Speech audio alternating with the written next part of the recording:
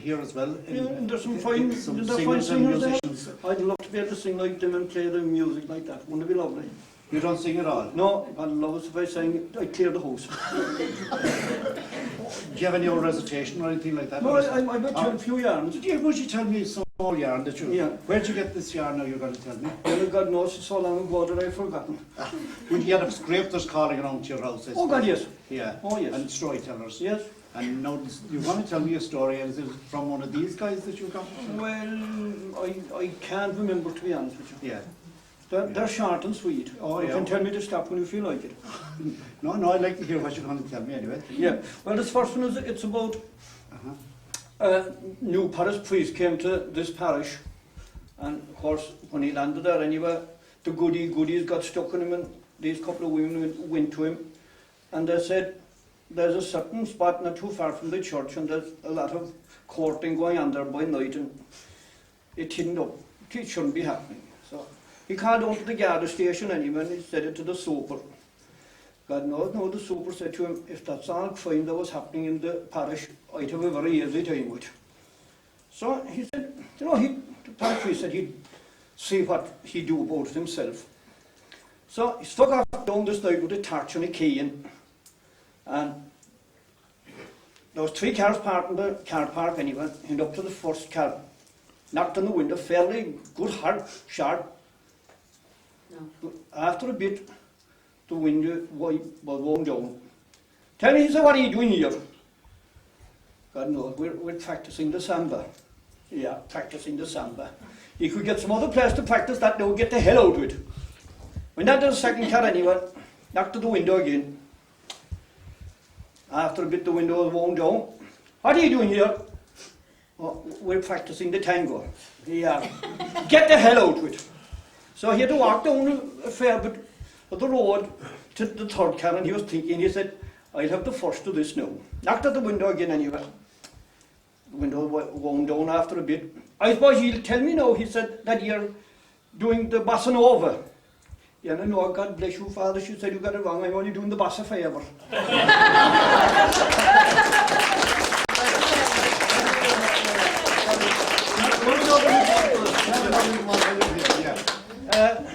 There was a German came to the Kealkill Scoraíocht good few years ago, and he decided he'd go into pig farming. So he went into Bantry anyway to the fair, and of course in them days to all horses and cars and crates, and he went around to all the crates and he was lifting up all the sow banners and checking them, and yeah, that was going on for a long time. Eventually he came to this car anyway, and it was the Kealkill man that wanted the crate of banners, a bit of a character now. And the Kealkill man said to him, tell me, he said, what are you doing, or why are you checking all them? Well, it's like this, he said, I'm going breeding banners, and I was hoping that I could get sows that would wear 16 banners at the time. And the Kealkill man said, yeah, fair enough, you might be right, you might be wrong. But there was 20 in our family, and my mother wear them, and she had only 2.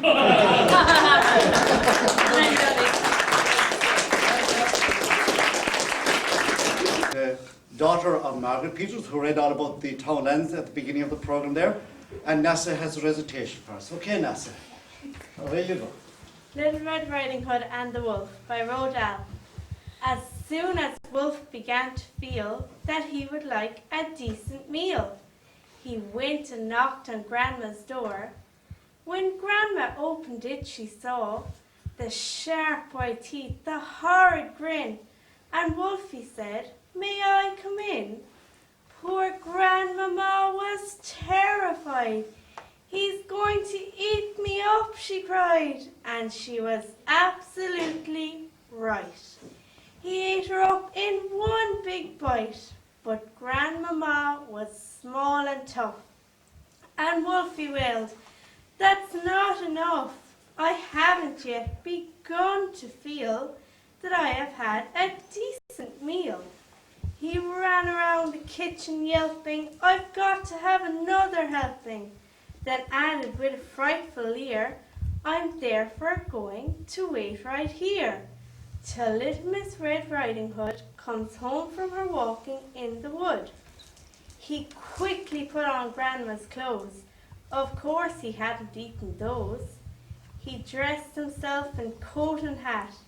He put on shoes, and after that, he even brushed and curled his hair, then sat himself in Grandma's chair. In came the little girl in red. She stopped, she stared, and then she said, "What great big ears you have, Grandma!" "All the better to hear you with," the wolf replied. "What great big eyes you have, Grandma," said Little Red Riding Hood. "All the better to see you with," the wolf replied.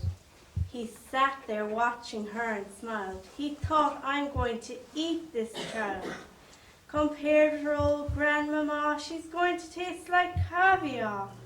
Then Little Red Riding Hood said, "But Grandma, what a lovely great big fur coat you have on." "That's wrong," cried Wolf. "Have you forgot to tell me what big teeth I've got?" "Ah well, no matter what you say, I'm going to eat you anyway." The small girl smiles, one eyelid flickers. She whips a pistol from her knickers.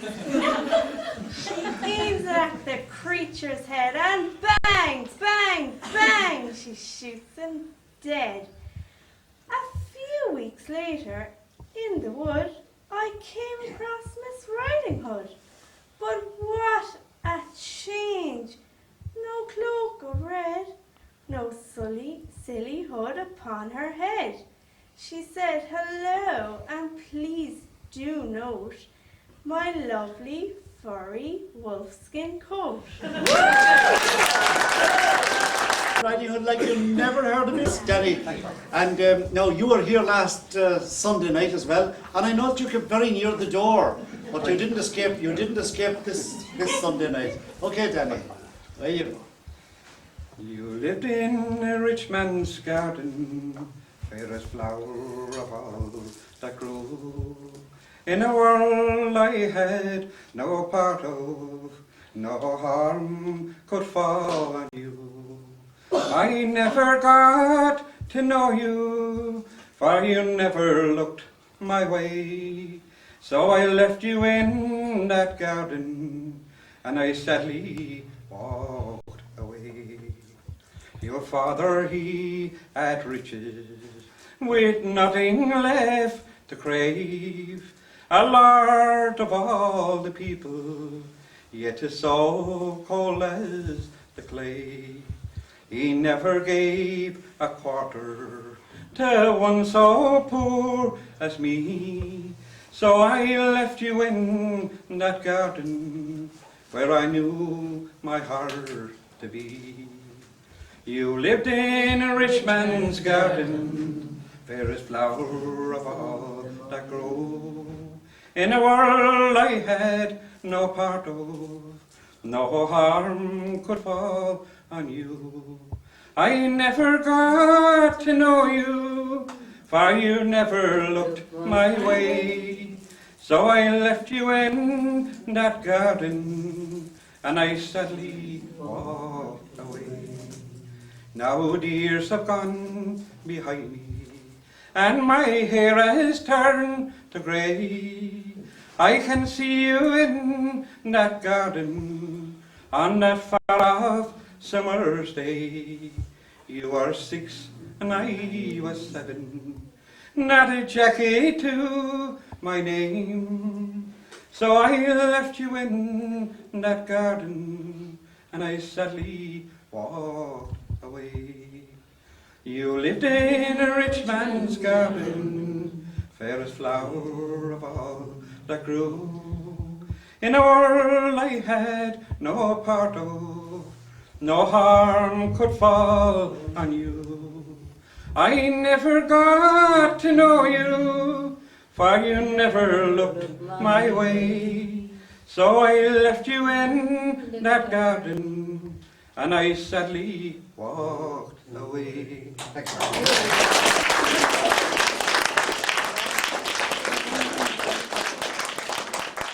Not in the whole of Ireland, on the subject of insects and the suffering they inflict on animals. And the men I would like to introduce you to they are experts actually in this particular field. And they are Dan Tim McCarthy, Johnny O'Mahony, Danny Harrington, and Dickie O'Sullivan. And the first person I would like to speak to is Dan Tim McCarthy. And he will give a debate under the way of telling listeners about the most vicious insect of all. You're very welcome to this greatly house, Dan Tim. And you'll give him a round of applause there.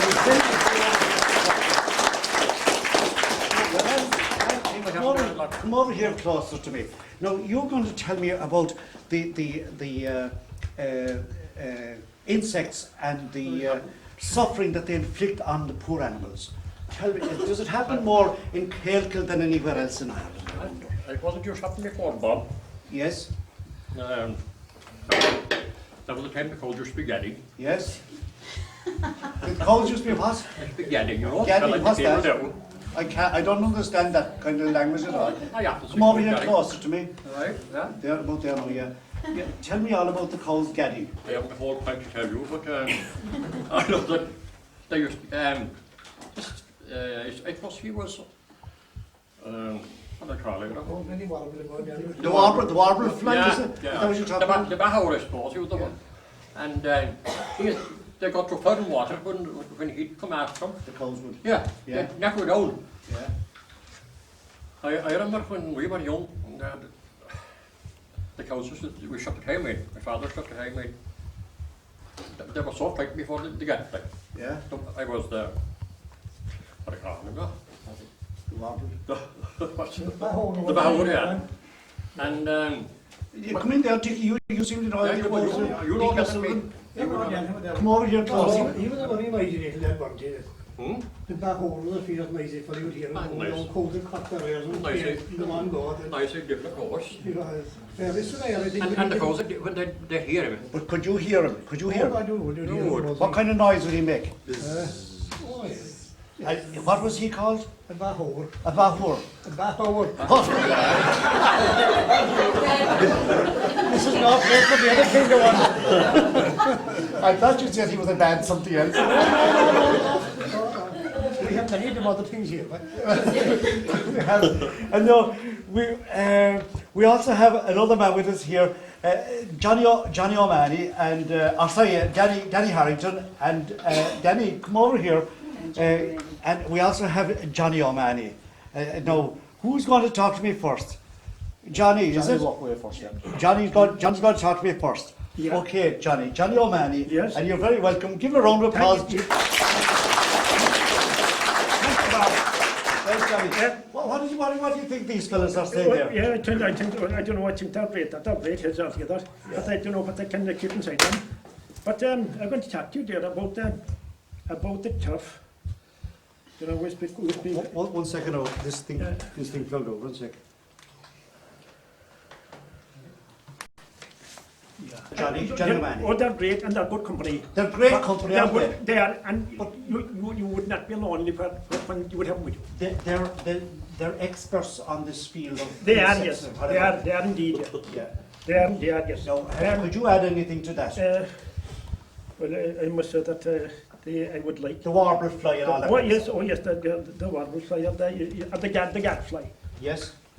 Yes, Dan was right there, and the cows would give all day running with a gadfly, Right. and they'd go for water Oh yeah. at the river. Yeah. And it seemed that they'd be cold inside the river in the summertime. Right. But well, she was afraid of water too. I don't know. Yes, and the warbles would come out on the cows' backs Right. in the winter time, tis down on the legs. They'd lay Oh yeah. their eggs, but tis out on the back, the cow's back, then they'd come. And I suppose to the poor Ann, that got rid of the gadfly. The what? The poor Ann, What's that? tis called, yes, tis called, just that's the name of the. Yeah, you're going to the back. Yeah, tis Oh, yes. just power it and the cow's back. That put the run in them. lightly. It killed them. Kill them. It killed them. It So you don't get any more in cattle now, do you? No, not no more, no. Not no more. No, not no. Since that came in, yeah. Danny Harrington, what do you think of this crack here with these fellas, Danny, with the cows? Well, they're right in what they're talking about. But there was another fly, he was called a gashka. A gashka? A fly. Yeah. Or Iver Hocht we used to call him. Other people didn't have a name called thunder and lightning fly. He was a fella to get rid of wasps. Yes. You put him in by night into them. You put him in one night into where the wasps was, that's called a hive or something like that. Yes. And where the Iver Hocht came from, and thunder and lightning. The other way you count for the thunder and lightning, 1, 2, 3, 4, 5, and the further you can count, the further away the thing is. Well, in the morning, just at daybreak in the summer, around 4 o'clock in the morning or 5 o'clock in the morning, you hear a cough, Yes. and then a sneeze, Yeah. and you count to 8 to be coughing and sneezing. And when we get to 8, all the wasps it evacuate the hive like a shot. Go away. But that's why he was called the thunder and lightning fly. Go away. You hunted them out. He hunted them all out, yeah. And did he give much trouble to the cattle, did he? Because I picked up for that. Yeah. But the West didn't give an half trouble to the cattle, but he gave plenty trouble to the fellow that would upset him inside. You would have known, yeah. Lads, we can stay talking to you all night. Is there anything else you want to say to us before you go? The worst of all were the midges. Den dibben er smal på bästa så det är true man. 1 second, we're sorry, trouble with this. I have to. It's the only way to do it is now. I let it this, don't you take any notice down there what's going to happen. When it comes out, you won't notice the thing.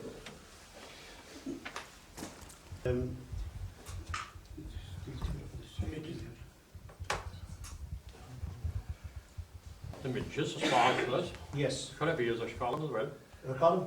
Carabils. Corbeils. Right. I know a fellow that was went in the garden one evening and beat him, and you know what he said? They would sweep you to hell. What do you think of that, Johnny? Yes, but some fellas there wouldn't feel them at all. And then more fellas, they're around the bin. It depends on the skin. What they It depends on the skin, but the fella, some fellas maybe wouldn't want thicker skin than others. I said a fella with a thin skin, he would stand a chance. There are not thick skins around here, are there? Right, that when they come around the place, they get into his eyes and he'd have to shift his paws, he'd have to get up and move. That was one advantage. Very good. What do you say to that, did you? Well, that would make every fellow move the midges organised to be about that. He got inside my shot anyway. I used to go to the bag one time before. I got to that whole George was flying, there'd be thousands of them at you. But what all the devils used to come from. I was right about the sweeping out there. They were called the devils out of the course. They had to be the sweeping ahead of course. That was just it, but. Very good. He said they would sweep you out here, and they would suck you like a nitsa. There was a worm, and people used to use him for cleaning out the back of the fire. It's called a spoon-oil worm. He's about, he was a big lad, but he was more like a twig than a worm. Yeah. He was about 2.5 foot long. 2.5? He was 2.5 feet long, at least 2.5 feet long. But he disappeared out of the area since, you know, Since St. Patrick drove him out of it. Oh no, I'd say he's not St. Patrick. No, you're great, lads. Give him a big round of applause there.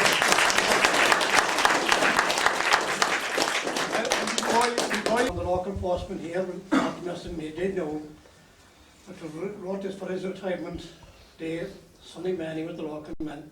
Very nice man and well liked, and he had great abilities for giving a helping hand whenever it was necessary. Right. And of course, as most local postmen and that's home here tonight will know, they're always asked to do odds and ends that is outside their duties as a postman. And I'll try and explain it the best I can. Right. But he was known as correct for a very quick read that if he agreed with you, you'd hear him pronouncing the word correct. Very confident. And this was the rhyme that was written about him and on his retirement. Okay. There's a white-haired man that we all know well. A little story about him I'd like to tell. A telegram boy started his career, so he delivered telegrams far and near. Then he graduated to be a postman through, thus delivering mail to quite a few. On a bicycle, it was at the rally make, and his deliveries never were a fake. And along with the mail, sure he brought the news of the pending marriages, births and deaths, and 'twas often he spun a lovely story that would gladden the saddest soul on earth. On his bicycle it was no surprise to see different forms of merchandise, like a horse's straddle or a bag of flour. He delivered all and did not get sold. Then he was supplied with a lovely van. When he would swear it was a travelling shop he ran, with what stuff he brought to people on the mountains, and he was paid with a drop from the copper fountain. His natural skills they were quite good too, and he shared his talents with all the neighbours, and whenever a successful job was done, he said he was glad to be able to do the favours. He put rings in sows, he pulled calves from cows, he cut the bonnets when it was needed, he piped the hair or a garden spray for a woman whose husband had life conceded. He shaved the sick, laid out the dead, and at the wake, the rosary, he well said. He must now have a plenary indulgence gained for all those decades he had well maintained. Sure, I could go on for hours and hours to describe this man that was known to so many, but there is no need, sure you all know who. Correct, of course, it was Sonny Manny.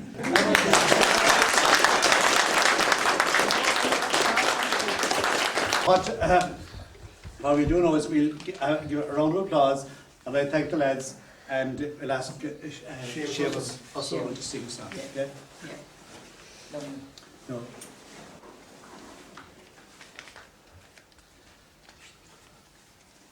Give a round of applause now.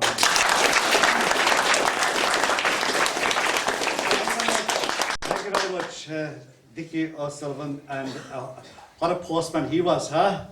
So now, and also of course, thank you to Dan Tim McCarthy and Johnny O'Mahony and Danny Harrington as well, who told us all about warble flies and all sorts of flies and cattle and various things like that. And now we have with us here Seamus O'Sullivan again, and you're very welcome to the Scripty House. Thanks, man. You were here last Sunday night, you sang a fine song for us, and you're going to sing another song tonight. Do the best we can. We'll do the best you can. No bother, Jay. What are you going to sing tonight? Let's go to a couple of old tractors and things. A couple of old tractors. Oh, very good. Right. The first thing that I bought was a small grey 20. I went on hire mowing hay and I got plenty. I caught in near and far with a ransom finger bar. And it's nearly over now and now I'm crazy. In those days there was no opposition. You could work day and night if you'd ambition. You'd be left in any gap with the worst old type of scrap. And it's nearly over now, and now I'm crazy. No expansion was me motto all the time. With a brand new super major spreading lime. We had no time to relax, the navies broke our backs. And it's nearly over now, and now I'm crazy. Now the silage was an ambition I did conceal. So I bought a double chop and a new enough field.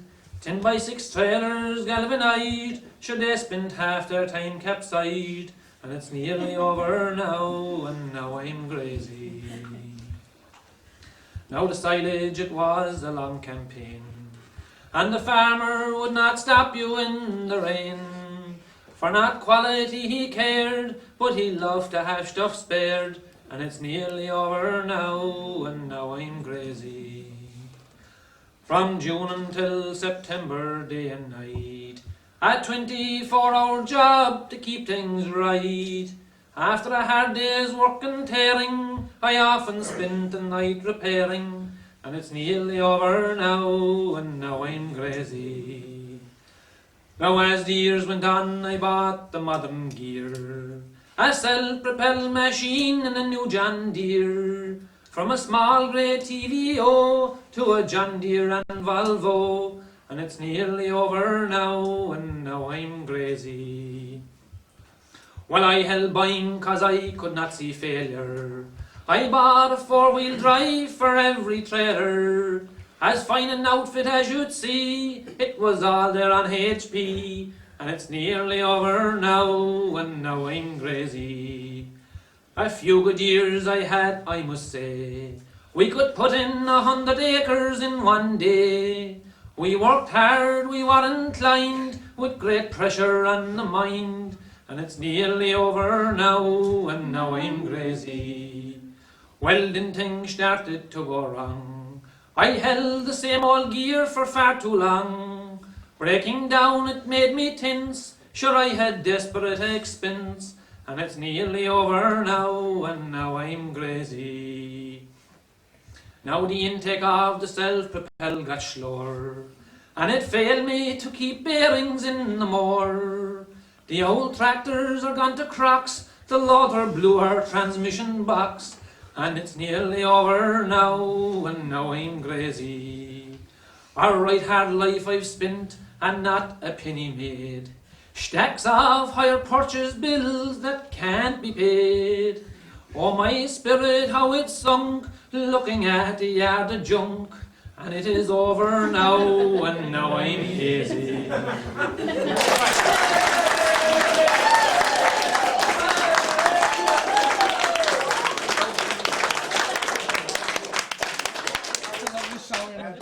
And you're very welcome to the Scrapey House, Sheila. Thanks. And you're going to sing a song for us, Red-Haired Mary. Is that it? Okay. Well, going down the road to Dingle one fine day in last July.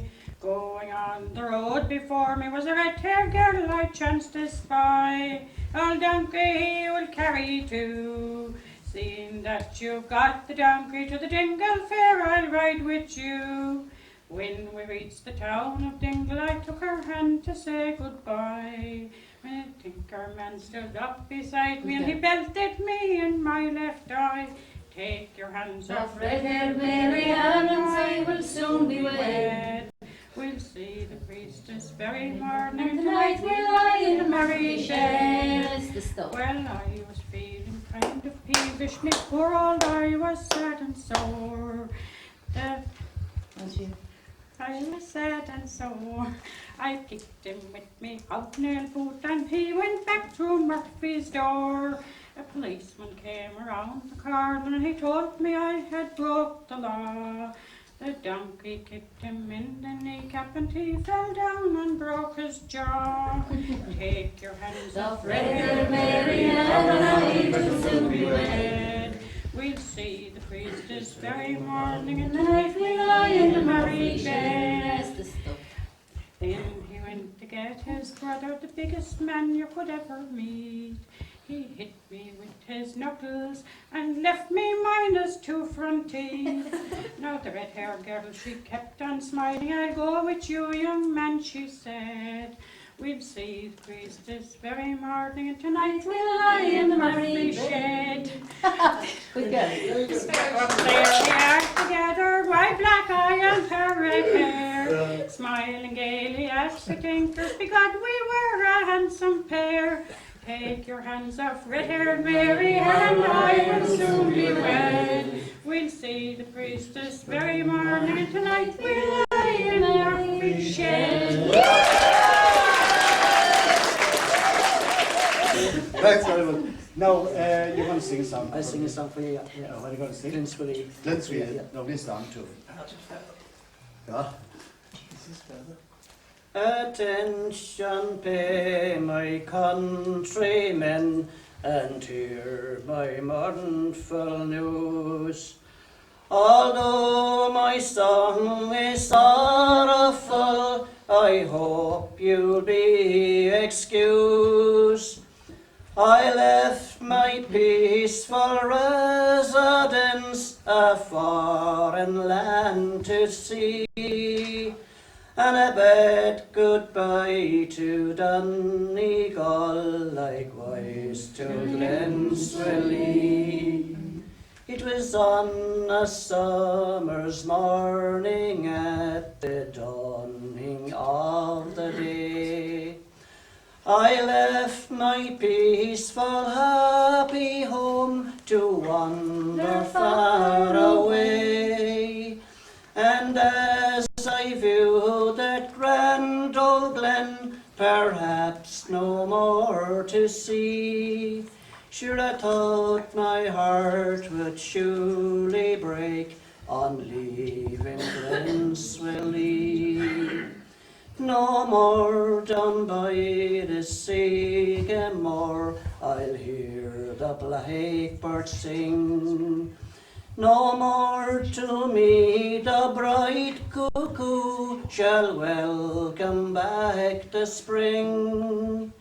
No more I'll plough your fertile fields, a Cushlegel Macree. In a foreign soil I now must toil, far, far from Glenswilly. No more at dance in harvest homes my violin I will play. No more I'll dance in hollow men amongst the girls so gay. My treasured harp I've left behind, though it was dear to me. It will keep my place when I am gone, far, far from Glenswilly.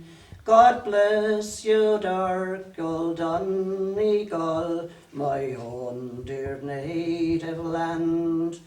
In dreams I ofttimes see your hills and your towering mountains grand. But alas, 3,000 miles do lie between those hills and me. I'm a poor forlorn old exile, cast far from Glenswilly. May peace and plenty reign supreme upon Loch's Swelly shore, and may the plenteousness abound upon you hills once more. And may the good times come again when I'll return to thee. Then we live and die as our forefathers lived and died in Glenswilly.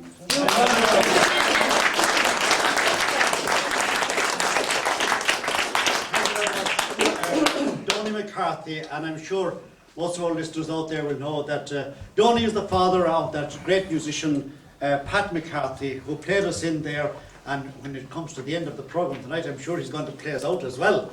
So now we have Danny Coppinger, who sang earlier in the programme for us, and Danny's still with us here across the fire, and everybody's enjoying. You're enjoying yourself anyway, Danny. So maybe with a bit of encouragement, he might sing another song for us. What are you going to sing? James Conley, yeah, fine song. Okay.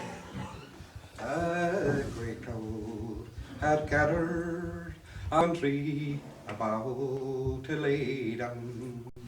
He went to his death like a true son of Ireland. The firing party he bravely did face. Then the order rang out, present arms fired. James Conley fell into a ready-made grave. The black flag was hoisted, the cruel deed was over. Gone was the man who loved Ireland so well. There was many that sat her in Dublin that morning when they murdered James Conley, the Irish rebel. Cold on New England, you cruel-hearted monster, your deeds they would shame all the devils in hell. There's no flower blooming, but the shamrock is growing on the grave of James Conley, the Irish rebel.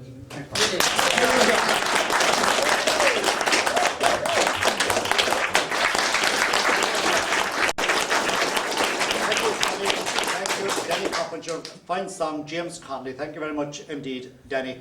It's coming very near the end of another wonderful night's greatly here with the wonderful people of Kealkill. And Pauline O'Connor, you put so much work into it the last 2 Sunday nights, and I know the reaction that we got the last Sunday night, I know our listeners are going to enjoy or have enjoyed tonight's programme as well. I'm sure they have, Bob. There have been a great atmosphere. I think each and every one have really given it their best. We've had very happy times here, both tonight and last Sunday night. And please God, in the not too distant future, that we can all come back here again and do the very same thing again. And there are a few people that I would like to thank. I'd say firstly yourself, Bob, for coming down here to Kealkill and for putting up with us and being so patient and so nice, and it was very comforting to meet you. And please God, in the not too distant future, we'll meet you again. And I'd like to thank each and every one who took part, everybody who came to support the other people, people, I don't want to mention names, there are a lot of people behind the scenes here who did a lot of work and haven't come forward, but behind the scenes they've done tremendous work. It's very obvious, yeah. Yeah, and the people who sold tickets and helped with the teas, and I hope I'm not forgetting anybody.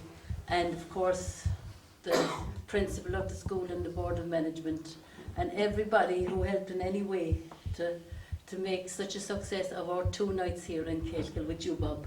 It has been a pleasure being with you and in your company, and I'm sure each and everyone here tonight would join with me and give you a great big round of applause, which you truly deserve.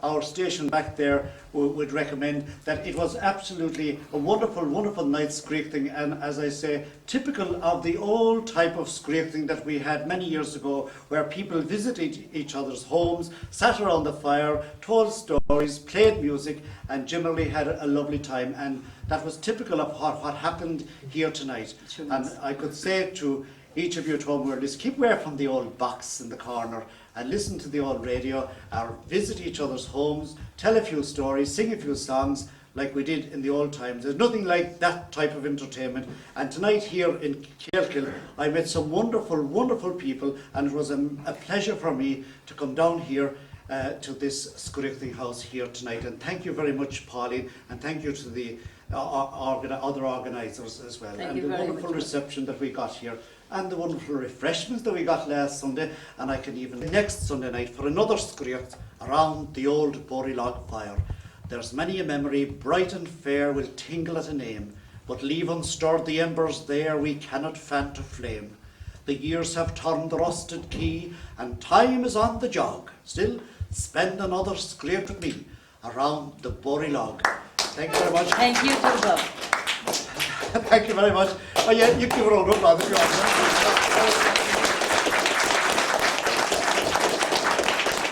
I know the 2 musicians are lined up here to play us out with a couple of lively polkas. That's Pat McCarthy and Seamus O'Callaghan.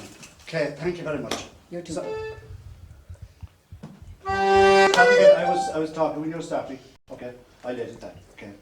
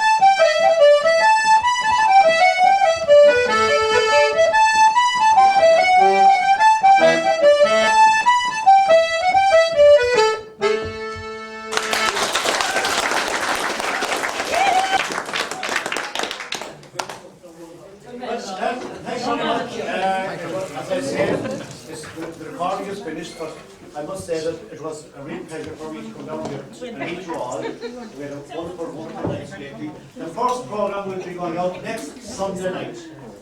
First round next Sunday, and tonight, the last one out, will be going out next Sunday week. Now, I must just harm to remind you that if any of you are looking for a copy of the Scoraíocht, sometimes people look for copies of the Scoraíocht, you know, but it's too awkward for me to